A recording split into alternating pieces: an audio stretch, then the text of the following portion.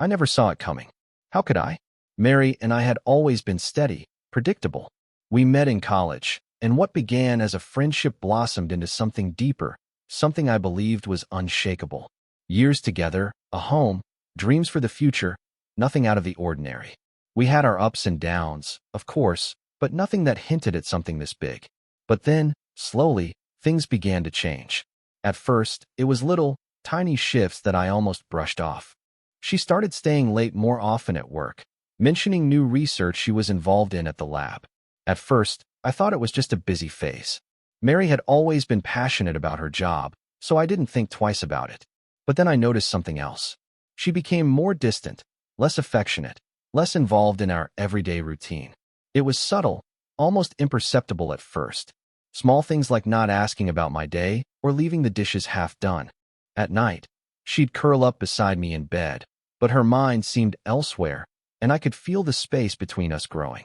It wasn't like we were fighting. There were no arguments or accusations. Just this quiet, growing divide.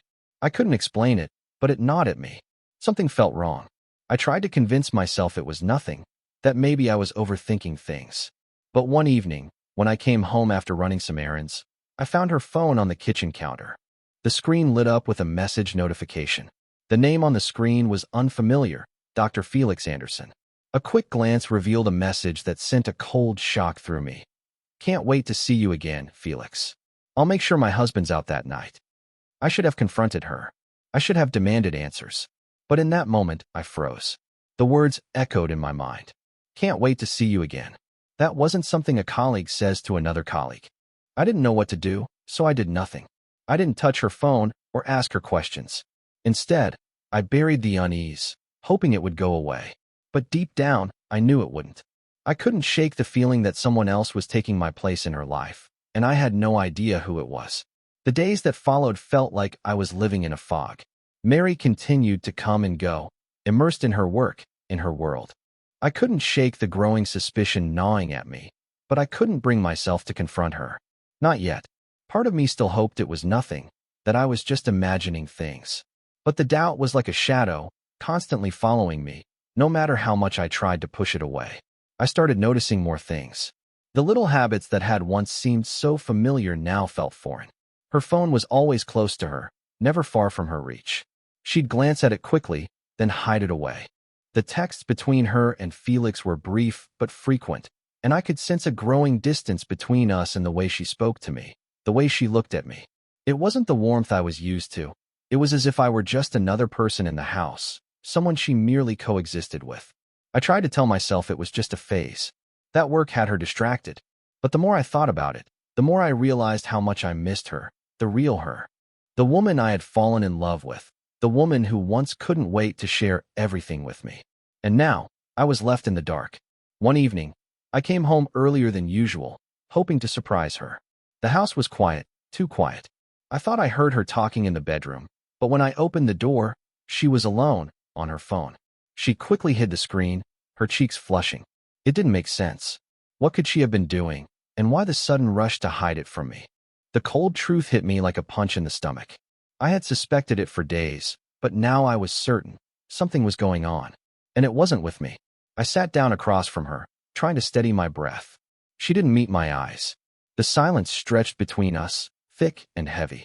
I know you've been busy with work, I said, my voice trying to sound casual, though I could feel the tremor in my words. But I can't ignore the distance between us anymore. Mary, what's going on?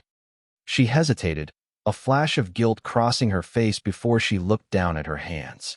The words I was dreading were already on the tip of my tongue. I don't want to hurt you, she murmured, barely above a whisper. It felt like the floor dropped from under me. The words were out there, hanging between us, and I knew nothing would be the same again.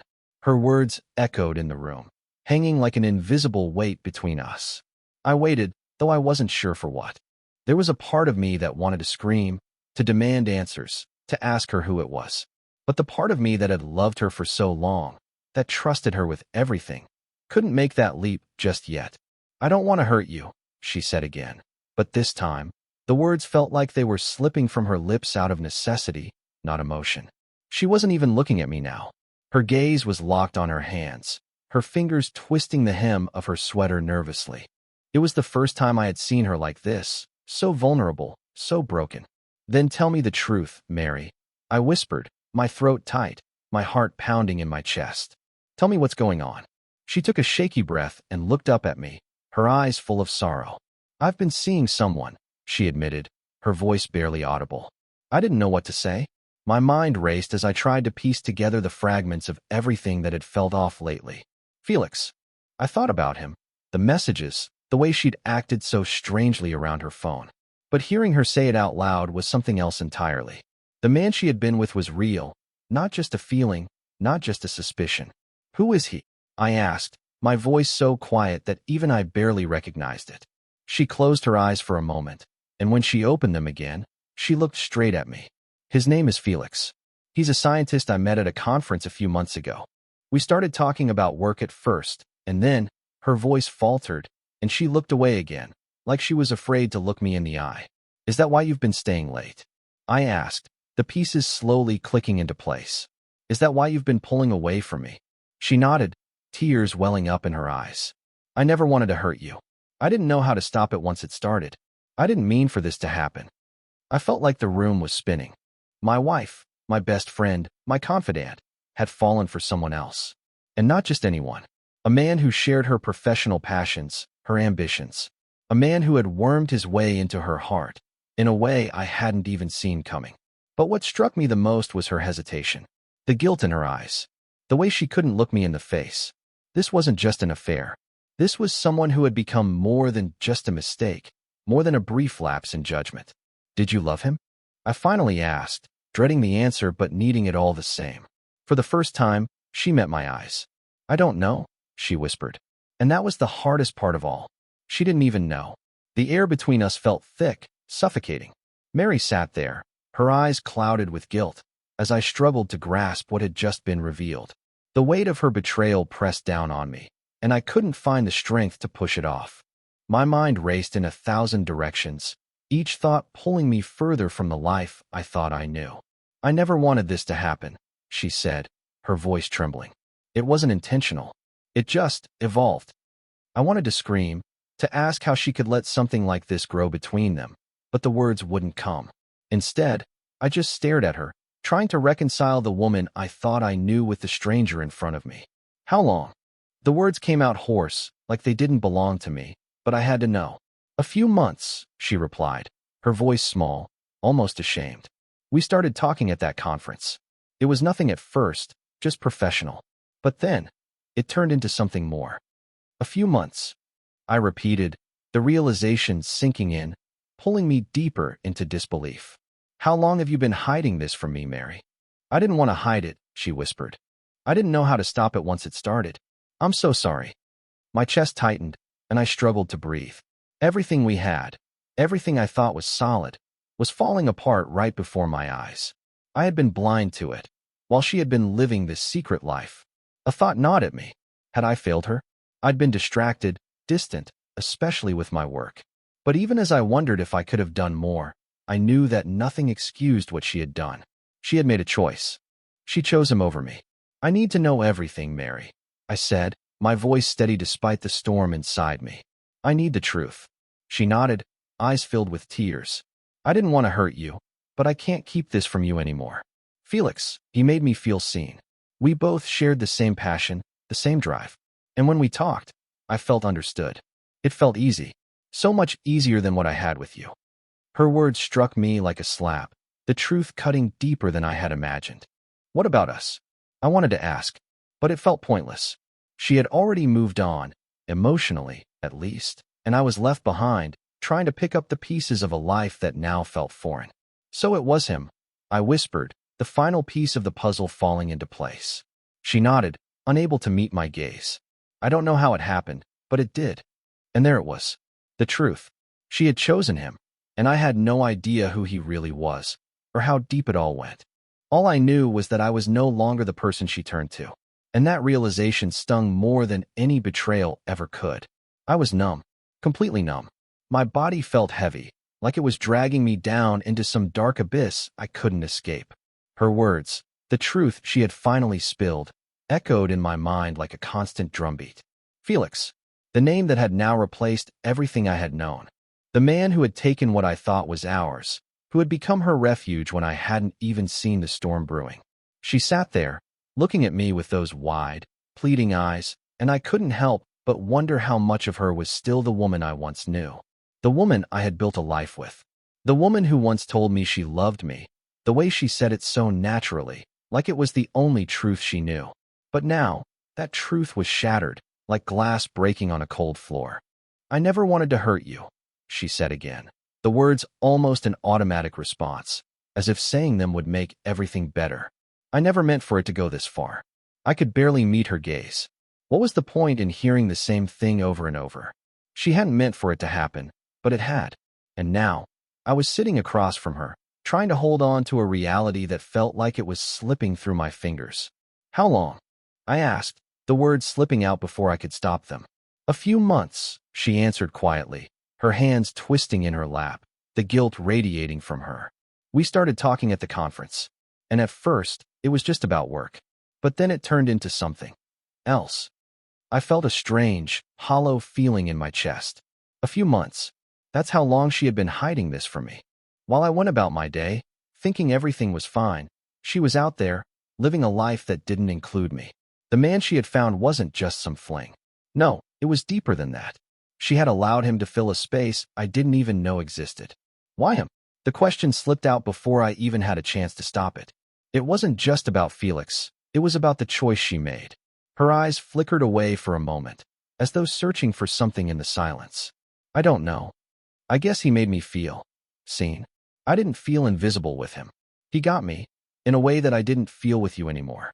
The words cut deeper than I expected. I had failed her. I had failed us. "I need to know everything, Mary," I said, my voice low, steady despite the tremor beneath it. "How long did you know him before this started?" She looked down at her hands, the weight of her shame almost palpable. "A few weeks before the conference, then everything just happened." I wasn't sure what hurt more, the fact that she had chosen him, or the fact that she seemed so resigned about it.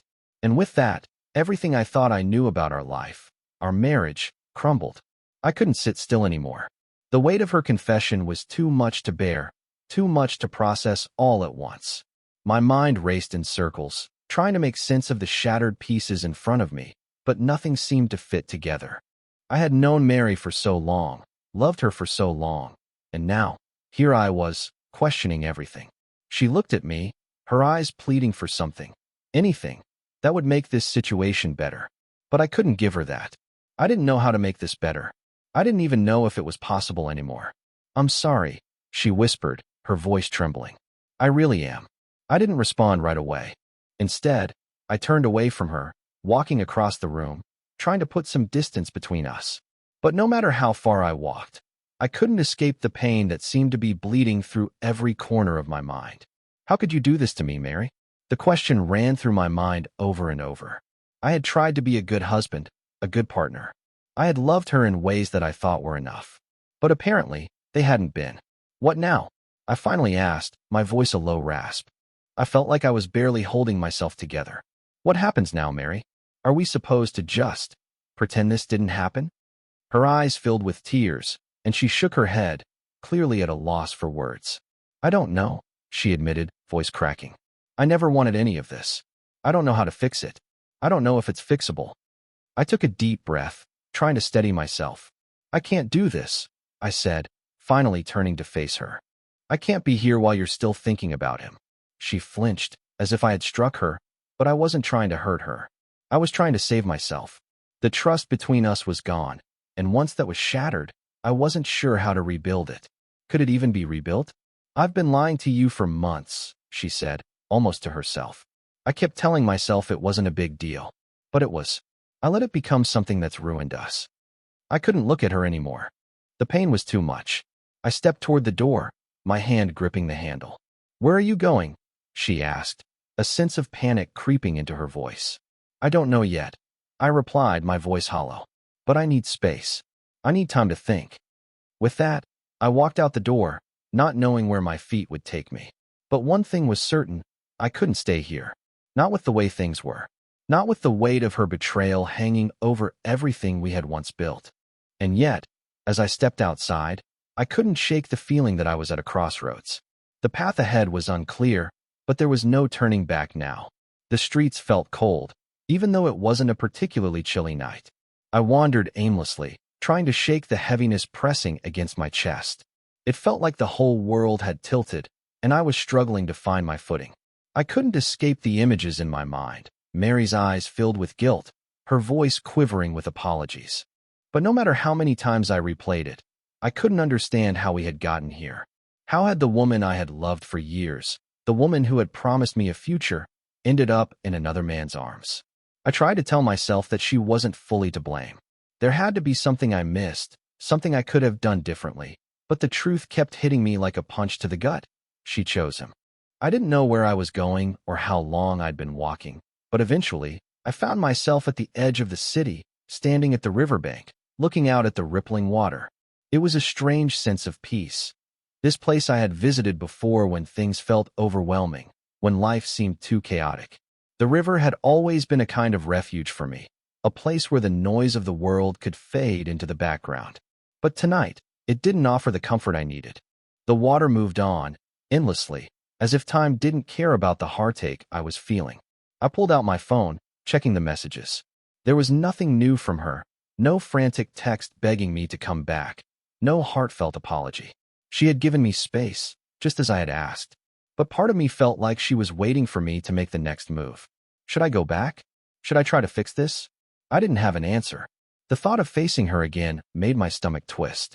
But the silence between us felt like a chasm, one that only grew wider with each passing minute. I was standing at the crossroads. "Mary," I whispered under my breath. The name felt strange now, like a distant memory of something that had been whole and complete. I closed my eyes, trying to think, trying to sort through the chaos in my head. The truth was, I didn't know what would happen next. Would I go back to her? Could I forgive her? Could I trust her again after everything? The questions had no answers, only echoes that lingered in the empty night air.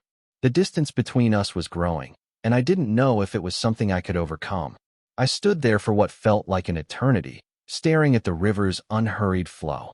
The water was constant, unchanging, moving forward with purpose, yet there I was, frozen, stuck, unable to take the next step. It was ironic how the river, something so simple, could offer more direction than I could find in my own life. The longer I stood there, the more I realized how much I had been avoiding the inevitable. I had been avoiding the decision, the one that would force me to confront everything, the betrayal, the lies, the uncertainty. I turned back toward the city, but my feet dragged. It wasn't just the physical distance between me and Mary that kept me from returning. It was the emotional gap that seemed impossible to bridge. I wanted to go back to the way things were, but I knew that version of us no longer existed. And I wasn't sure I was ready to face the woman who had been a stranger to me for months. As I made my way back toward the apartment, I thought about the last time I had truly felt connected to her. I could still remember the sound of her laughter, the way she looked when she talked about her day, how she would curl up next to me at night. That warmth was now gone, replaced by the bitter cold of betrayal. I didn't know what had changed in her.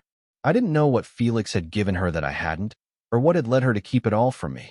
But I couldn't ignore the truth anymore. She had chosen him, and I wasn't sure how to accept that. By the time I got home, it was late. The apartment was dark, eerily still. I stepped inside, my gaze immediately finding her empty spot on the couch.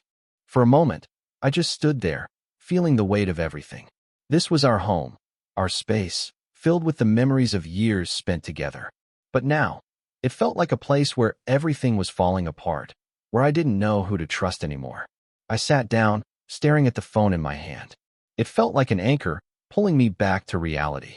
There was a message from Mary, just a simple, "I'm sorry," followed by an open-ended question, "Can we talk?"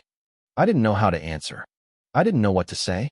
My thumb hovered over the keyboard, but nothing came to mind. Part of me wanted to reply, to demand answers. The other part of me wanted to throw the phone out the window, to escape from it all. Instead, I locked the screen and tossed it onto the coffee table. I wasn't ready for a conversation. Not yet. The weight of decision had never felt so heavy. Every path ahead seemed full of uncertainty, and no matter which direction I chose, I knew nothing would be the same again. The night felt endless. I couldn't escape my thoughts, couldn't escape the echoes of Mary's confession. Every moment replayed in my mind. Her words, her apologies, the empty look in her eyes. There was no comfort in sleep, just an overwhelming heaviness that clung to me like a shadow. I walked through the motions the next morning. Coffee, breakfast, a quick shower, but everything felt like it belonged to someone else. The apartment felt foreign, like I was in a place I didn't recognize. I stared at my phone for what felt like hours, the message from Mary still sitting there, untouched. It was like a wall between us, each word a reminder of the breach I could no longer ignore. Finally, I responded, "We need to talk." Her reply was almost immediate. "I'll be home soon. Please, I need to see you." A knot tightened in my stomach, but I knew there was no escaping it. When she walked in, I barely recognized her. The woman who had once been so confident, so full of life, now looked small. She hesitated in the doorway, eyes searching for something in mine, her hands trembling. She wasn't the woman I had spent years with. She was a stranger, someone who had already begun to distance herself from me long before I realized it. "I'm sorry," she whispered, taking a cautious step toward me. "I know I've hurt you. I don't know how to fix it. But please, just hear me out." I didn't move. The distance between us felt insurmountable. I had spent years loving her, trusting her, and now all of that seemed meaningless. "You say you didn't mean to hurt me, but you did," I said, the words cold, harder than I wanted them to be. "You chose him, Mary. That's not something that happens by accident." She flinched, her face contorting in guilt. "I didn't want it to go this far. I never meant to betray you like this." "Then why did you?" My voice cracked, but I pushed through the pain. "Why him? Why not me? What did I miss?" She couldn't answer that.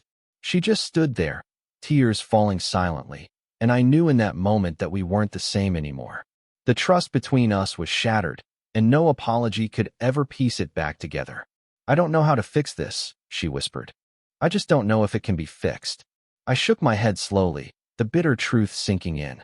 "I don't know if I can forgive you, Mary." The words hung in the air, hanging like the final note of a song that no longer had a melody.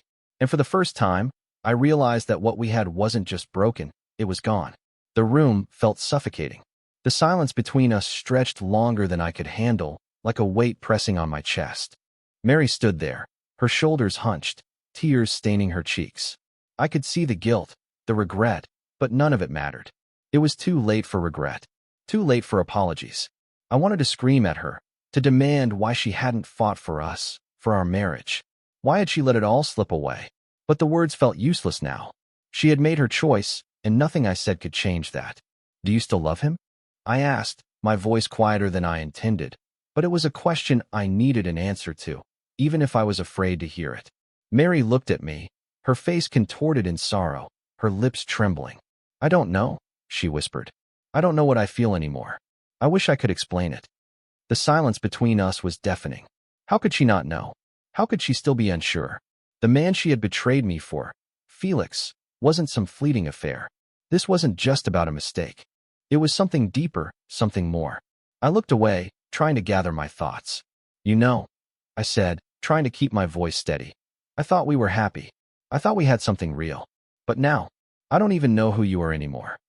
Her breath caught in her throat, and she took a step toward me, but I stepped back, instinctively putting distance between us. "Please, just let me explain," she begged, but I could already feel the space between us, growing wider and wider with every word. "Explain what, Mary?" I shook my head. "You've already told me everything I need to know. You were never truly honest with me. You chose him over me. You made your decision." I could see the pain on her face, the realization that she had lost me. But that was the hardest part. She had already lost me, even before she knew it. I turned away from her and grabbed my jacket from the couch. "I don't know what's left for us. I need time, I need space. I don't know if I can ever come back from this." "Please," she whispered again, but I didn't look back. I couldn't. The trust, the love, it was all gone now, shattered beyond repair. I stepped outside into the night, the cold air biting at my skin.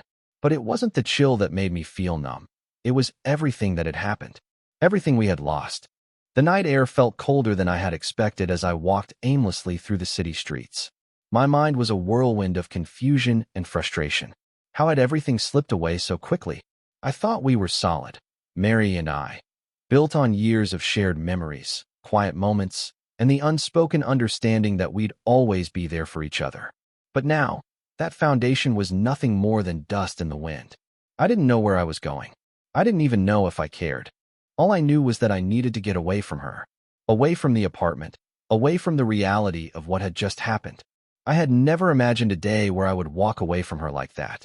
But it felt like the only thing I could do, leave the chaos behind and try to breathe again. But with every step I took, the weight of my decision settled heavier on me. Could I really walk away? Could I let her go? Was it possible to rebuild what had been broken, or had she already moved on from me? The questions were endless, and there were no easy answers. But the more I walked, the more I realized that there was no going back. I had to face the reality of what had happened, of the betrayal, of the choices she had made, and figure out what I was going to do next. I ended up at a small bar not far from the apartment. I wasn't hungry, but the idea of going back to the emptiness of my home was unbearable. I needed a moment of escape, something to numb the ache in my chest. The bartender gave me a knowing look when I ordered a drink, as if he could see the storm behind my eyes. I tried to force myself to relax, but the tension in my shoulders wouldn't let up. Mary's face kept flashing in my mind, her tearful eyes begging me to listen, to understand, to somehow make this right. But how could I? She had already chosen him. And no matter how sorry she was, it wasn't going to change that. I drained the glass in front of me, then ordered another. Maybe it was the alcohol, or maybe it was just the need to silence the questions in my head. But for a moment, the pain dulled. I was still lost, still unsure of where I stood, but the world felt a little quieter now. And yet, as I sat there in that dimly lit bar, I couldn't shake the feeling that I was at a crossroads. I had walked away from the woman I thought I would spend the rest of my life with. But was that the right choice? Or was I just too hurt, too broken, to see if there was anything left to salvage? The questions kept swirling in my mind. But for now, I would wait. And maybe, in time, I would find the answers. The days had become a blur, moving in an endless cycle. I went through the motions, work, home, repeat, each day blending into the next. The apartment felt colder, emptier, the silence between me and Mary echoing louder with each passing hour. The space we once shared was now just a hollow reminder of what used to be. The weight of everything I didn't know pressed on me, but I couldn't bring myself to face it. Not yet. Mary had reached out. Texts, voicemails. I couldn't bring myself to respond. There were too many emotions tangled up in those messages, too much hurt to even begin to unravel. Part of me wanted to scream at her, ask how she could betray me like this. Another part of me wanted to forgive her, because wasn't that what love was about? But in that moment, forgiveness felt impossible. I wasn't sure how much longer I could stay in this limbo. The silence between us felt like a constant, suffocating presence. I needed answers, clarity, something. So when I found myself standing in front of the apartment again, keys in hand, the decision felt almost inevitable. I hadn't planned on coming back. Not yet. But the longer I stayed away, the more I realized that this silence, this avoidance, wasn't the answer. We needed to face this, whatever this was now. I needed to know if there was anything left for us. I unlocked the door and stepped inside. The familiar scent of our home hit me immediately. But everything was different now. Everything felt distant. The place that had once felt like a sanctuary now felt like a cage. Then I heard the footsteps, light but unmistakable.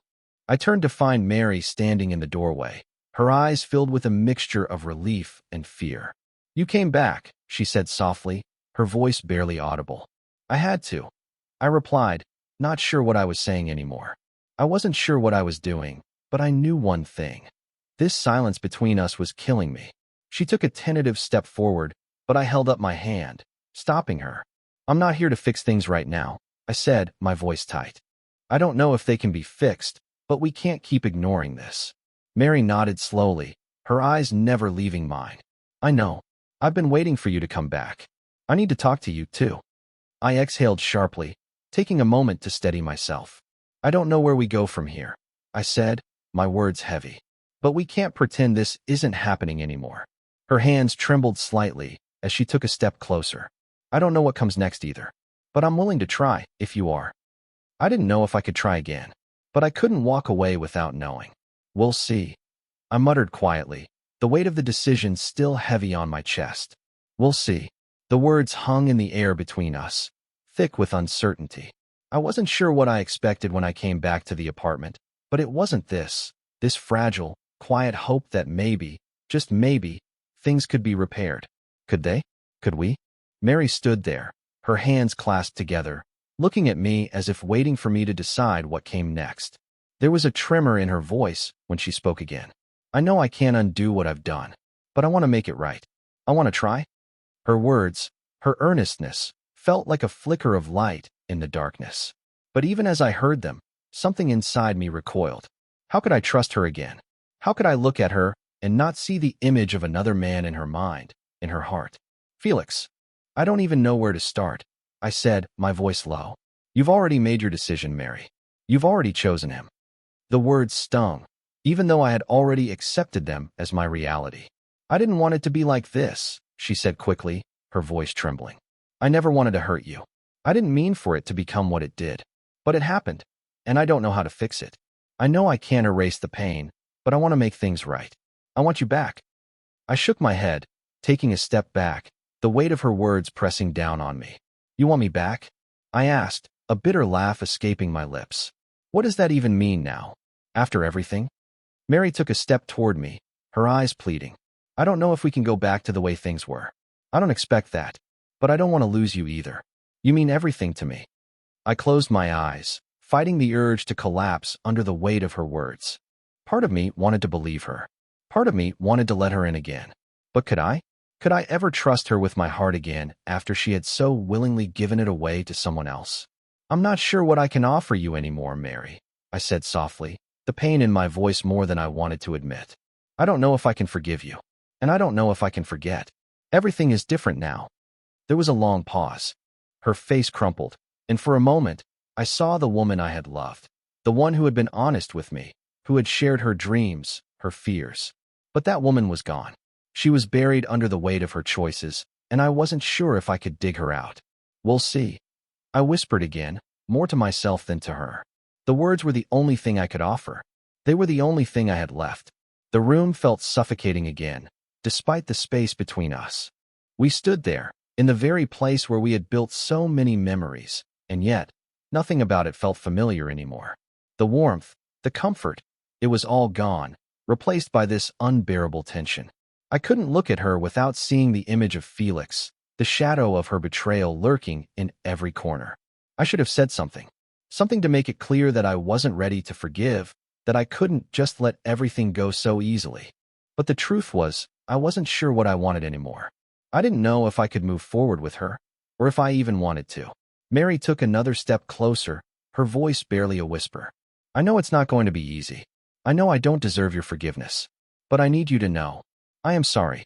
I will spend every day showing you that I'm sorry, if you let me. Her words felt like a balm, but they didn't heal the wound. The damage had already been done. And though part of me wanted to pull her back in, to hold on to the woman I had loved, another part of me, one that I didn't want to admit even existed, was pulling me in the other direction. Do you even want to fix this, Mary?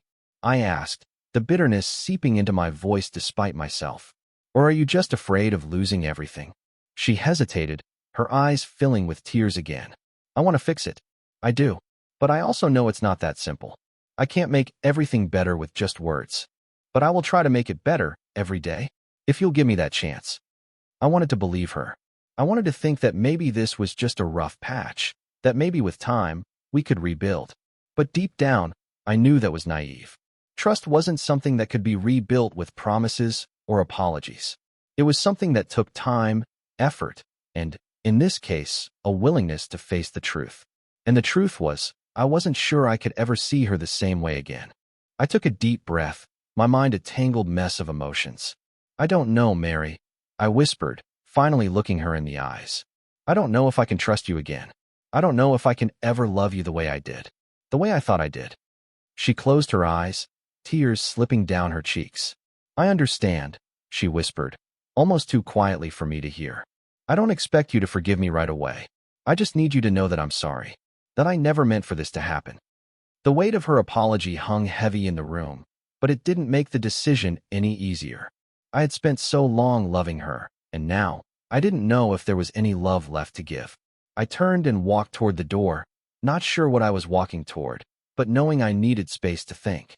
As I reached for the doorknob, I looked back one last time.